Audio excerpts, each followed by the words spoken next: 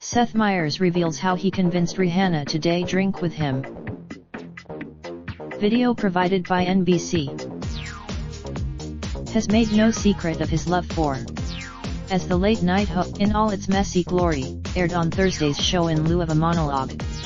Within just a few, Variety spoke with Meyers the day after the segment dropped to talk about how it all came together, if Rihanna lived up to his sky-high expectations, spoiler yes, and why the kids reading this should not mimic their questionable drinking strategies. Yes, I think everybody was.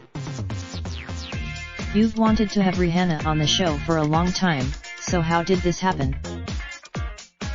I give all credit to Jeremiah Silva, who's our music booker. Obviously, when was it confirmed that you were going to do this?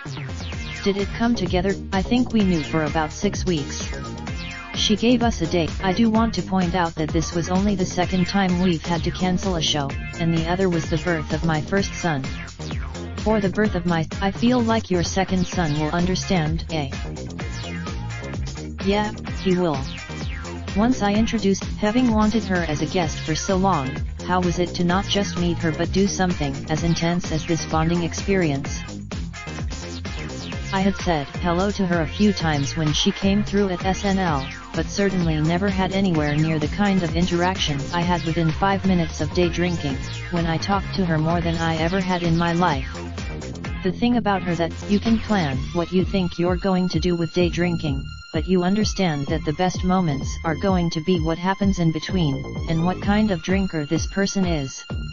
We had no intent. I am so stuck on the tequila shooters in the Chocolate Bunny. I don't know who. Over the weeks, the writers on this piece, Amber Ruffin, Jenny Hagel, Seth Weiss, Ben Warhit, and Mike Carnell was the director. You were just coming up with ideas, and themed drinks is something we've always done, like with Kelly Clarkson. It's really just how many hours was it altogether? 2.5, 3, maybe? Oh. I thought it would be I should say, toward the kids reading this piece, 1 you shouldn't drink, and 2 if you do, you shouldn't drink like this. But you have to get drunk. Was there anything that you learned about Rihanna that particularly surprised you? She's really just a very look, if she had never shown up, I also would have been fine. I've gotten enough from. Of course, I should say that drinking on camera is unfortunately like drinking in real life, in that it's fun, and then you wake up the next morning and are like, oh my god, what happened? Unlike the times when, was there anything you were sad to lose that you wish could've stayed in? No, I did sing a version of Only Girl in the World, but that was pretty rough to listen to. It turns out that, looking back, I almost wish it was 2 hours longer.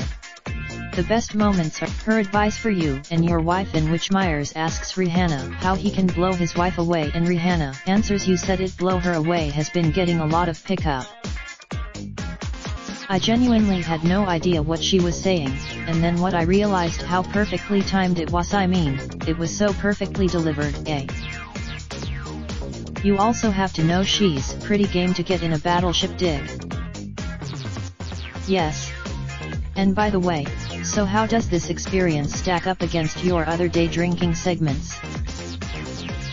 Well, I first want to give credit where it's due to Retta.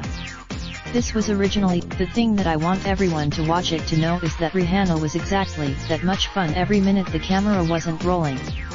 There's no onslaught. Do you have another dream day drinking guest? I think I just want to bask in this for a little bit longer, you know? I don't want our sign up for the latest news. Raindrop, drop top, smoking, no cooking the hot pot. Fucking on your bitch, yeah, that. Looking up, open the park pot.